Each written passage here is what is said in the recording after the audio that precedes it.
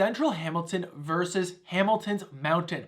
Where should you move to? As both of these areas here have a lot of similarities, but at the same time, they also have a lot of differences. And depending on who you chat with after someone has lived in Hamilton and whether they've lived on the mountain in Central Hamilton, they're gonna have two different stories to tell. So in today's video, I thought we would compare and contrast the similarities and differences of the real estate, the education, the transportation, parks, shopping, and more, so you know everything you need to know about each one of these areas and whether or not one area is better for you or maybe they both are. So let's first kick us off and explain exactly what I mean when I'm talking about Central Hamilton. Now, Central Hamilton is really the core of Hamilton, bordering Lake Ontario, and this is probably the area Hamilton is best known for, as it borders Lake Ontario to the north and the Hamilton escarpment to the south. Now, this area here is made up of three main parts. The first part tends to be the downtown core, where you're gonna find the majority of condo buildings, Hamilton's biggest mall, Jackson Square, as well as the iconic Hamilton's Hess Street. However, as you branch further out from the downtown core, you'll notice a variety of different neighborhoods. Closer to the downtown core, you're gonna find those traditional red brick homes that were primarily built in the 1900s to 1920s. And typically here, you're gonna find them in a variety of states. They're either gonna need a bunch of work or have been recently renovated. And then oftentimes you can find a variety of these homes here converted into duplexes and triplexes, renting out to tenants. And then as you move either east or west away from the downtown, you'll find a variety of neighborhoods that were primarily built in the 1920s and 1950s. Then the area that Hamilton is known for, or where it gets its name after, is Steel City, is really located right on the north part of Hamilton, right beside Lake Ontario, offering it Hamilton Harbor to transport its goods. Whereas Hamilton's Mountain is located on top of the Niagara Escarpment. And depending on where you're moving from, when you hear the word mountain, you might think of a vast mountain range. Well, in reality, Hamilton's Mountain isn't that. It's more like a bunny hill compared to those here, but the majority of residents will refer to the Niagara Escarpment as the Hamilton Mountain. So this neighborhood here is really made up of primarily residential neighborhoods, and there's a wide variety of neighborhoods to choose from. A quick breakdown is really between the edge of the escarpment to the Lincoln Alexander Parkway. A lot of the homes were primarily built between the 1950s and 1970s and offer a variety of bungalows, 1.5-story detached homes, as well as a pockets of different townhomes, as well as few low-rise condos. Then as Hamilton's Mountain grew, it started to expand out south, east, and west, and therefore you can find a lot of neighborhoods that were primarily built in the 1980s to early 2000s, and even now along Rymel Road, you can find a variety of different neighborhoods that are just being finished built today. So if you're new here, my name is Matthew. I'm a local realtor, and this is my channel where I share everything about what it's like living in Hamilton and the surrounding cities. And recently, I've had a bunch of people reach out looking to relocate here. So if you're also looking to move here, call Hamilton home. Feel free to send me a message. I'd be happy to help you out. Otherwise, let's take a look now at how the real estate compares in Central Hamilton versus the Mountain. And at first glance, you can see over the last 10 years, the Mountain has been more expensive on average, with the median sold price for all of real estate being 20% more expensive. And then if we break that median sold price down to the different property types in the last 12 months, we can see on the Mountain, condos are 6% more expensive, townhomes were 10% more expensive, and detached homes were 20% more expensive. Now these here are just median sold price and won't paint the full picture for you. As you might not know, based on looking at that graph there, that you can find detached homes on the Mountain that are more affordable than some detached homes that are found in Central Hamilton. And then on the flip side of that, you can also find detached homes on the Mountain that are twice expensive compared to the ones in Central Hamilton. But now let's take a look a little bit deeper into the different price ranges and where the majority of sales activities have been happening for each one of these regions. And as we can see on the mountain, the majority of homes were selling between $600,000 and $900,000, whereas in central Hamilton, the majority of homes, townhomes, and condos sold between $500,000 and $800,000. So like I mentioned, these are just general overviews. If you're interested in a detailed market analysis, feel free to send me a message. I'd be happy to create you one. Otherwise, let's take a look now at the different transportation scores. And let's first take a look at the walk score. So the average score for central Hamilton was rated a 65 compared to that of the mountain of 55. Now, overall, central Hamilton is going to be a lot easier to walk around, especially if you're living in the downtown area. Now, one thing to note about both these walk scores here is they're going to widely vary depending on which neighborhood you choose to focus in both central Hamilton and the mountain. Then let's take a look at the public transit score.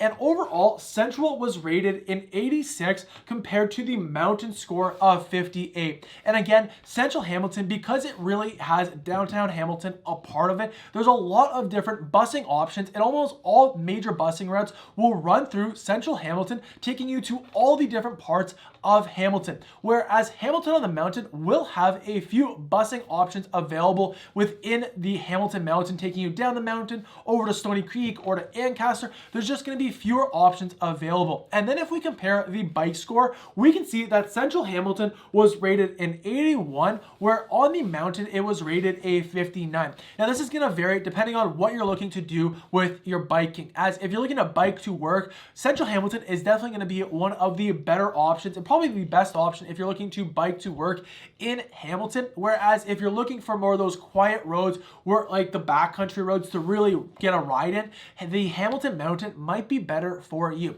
Now all these scores here are going to widely vary depending on which neighborhoods you choose, but before moving on to the next section, I wanted to take a little second to talk about how it's like commuting via car, where the closest highway entrances are, and what you can expect. So overall, let's start with central Hamilton first. Central Hamilton, right thing you're going to note is that there's a lot more one-way roads. So if you're not used to driving on a one-way road, definitely keep your head on a swivel, as the two main roads currently in Hamilton, being Main Street and King Street, are both one-way roads, and then you have a bunch of residential roads that are also only one way.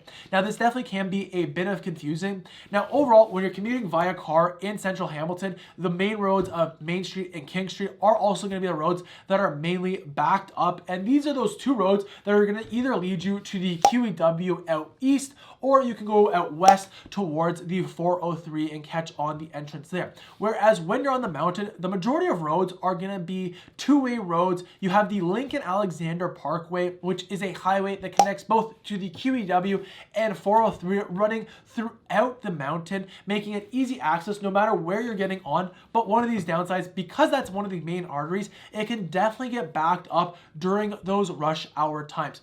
And then to commute from central Hamilton to the mountain, or back down from mountain to central Hamilton, you're going to have a wide variety of different access points, some of which will only be allowing one-way traffic going up or going down depending on which time of day it is. So now that you know a bit more of what you to expect for the transportation options available here, let's look out now at the education opportunities in both of these regions. And overall, Central had 27 total schools with an average rating of 4.7, where on the mountain there was a total of 44 schools with an average rating of 5.7. And on the mountain here, you'll find a few neighborhoods that have some of the top ranking public and Catholic elementary schools you'll find throughout Hamilton. Now, these scores here are based off of the Fraser Institute rankings that just takes an Ontario standardized test, puts it in an index. So it's a great first step to understand the school system, but I always recommend you do your own due diligence, talk with the locals of each one of those schools to get a better picture of that. So other than that, another thing you might want to consider if you have young kids are the different parks available in the regions. And let's first look at Central's parks. And the first park I want to note is Bayfront Park. Now, Bayfront Park is the closest park to the downtown part of Central, and as a result, you'll find routine activities happening here throughout the summer months, as well as just offering an amazing green space and walking paths for you to enjoy. And then close by Bayfront Park, you'll also find Pier 4 Park, as well as Pier 8 Park, which in the winter offers an outdoor skating rink right beside Hamilton Harbor. Then the next park you need to check out when living in this area is Gage Park. And this is probably my favorite park in downtown that I visit quite frequently, as not only does it just have amazing landscape both outside with the amazing rose gardens it offers, but also inside its greenhouse, making it a perfect park if you enjoy flowers on your walk. But also here you'll find a lot of different events happening in this park here,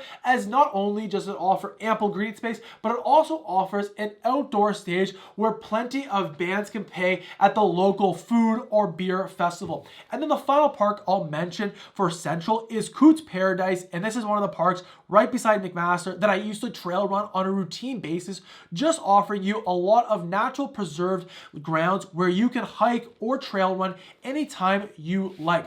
Then on the mountain, the two parks you need to check out first would be Sam Lawrence Park. This is a small park running along the edge of the escarpment that offers some both stunning views of Hamilton that you can soak in on a walk or sit down for a picnic and enjoy the sun. Then the next park you'll be frequently, especially if your kids are in sports, is Mohawk Sports Park, as it has a variety of different soccer fields, football fields, baseball diamonds, as well as an indoor ice hockey rink. And then right beside this park here, you'll find Albion Falls, which is a stunning waterfall that offers a variety of different hiking trails around it and lookouts that you can enjoy this stunning view. Then as for the healthcare and how it compares in central Hamilton versus on the mountain, is you're going to find the majority of healthcare centers and major hospitals in one of these two regions here. So the healthcare is absolutely fantastic in both of these regions.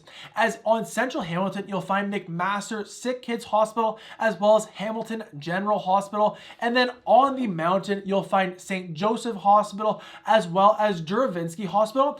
And then throughout Hamilton on the mountain and central, you'll find a lot of specialized doctors as well. And then another thing you might want to consider is the different shopping opportunities that they offer you. So both are going to have a wide variety of different plazas. Now, overall, what I do find is in downtown Hamilton, or just central Hamilton in general, you're going to find a lot smaller plazas. I mean, you will still find some of those big box retails, but you'll find a lot more of those smaller plazas offering more local businesses, where on you get on the mountain, you still will have some of those smaller plazas. However, what tends to be more common are those big shopping centers offering a variety of big box chain stores in the same plaza. And then as for shopping malls, down in central Hamilton, you'll have Jackson Square, whereas on the mountain, you'll have Lime Ridge Mall. So if you've enjoyed this video and are interested in other areas to compare in Hamilton, the next video I'd recommend you go check out is my video going over Stoney Creek versus Waterdown. So you can check it out right over here. Otherwise, I hope you have a great day, and I look forward to seeing you all in the next video.